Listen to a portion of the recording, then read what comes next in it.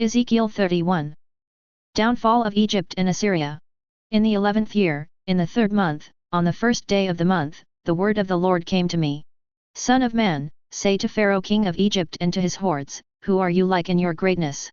Think of Assyria, a cedar in Lebanon, with beautiful branches and shady foliage, and of lofty height. Its top was among the clouds. The waters caused it to grow, the underground springs made it tall, directing their rivers all around the place where the tree was planted and sending their channels to all the trees of the field. Therefore the cedar became greater in height than all the trees of the field. Its branches multiplied, and its boughs grew long as it spread them out because of the plentiful water. All the birds of the sky nested in its branches, and all the animals of the field gave birth beneath its boughs, all the great nations lived in its shade.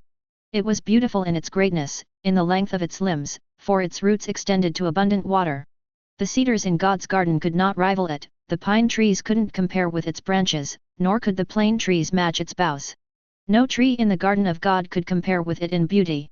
I made it beautiful with its many limbs, and all the trees of Eden, which were in God's garden, envied it.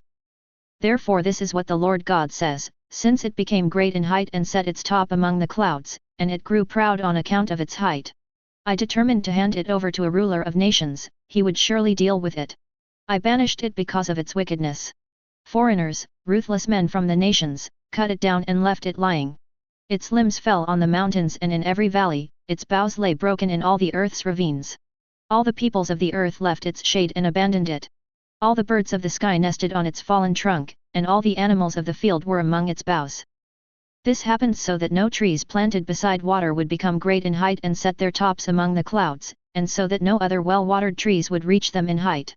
For they have all been consigned to death, to the underworld, among the people who descend to the pit. This is what the Lord God says, I caused grieving on the day the cedar went down to Sheol.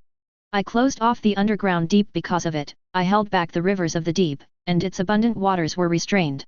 I made Lebanon mourn on account of it, and all the trees of the field fainted because of it.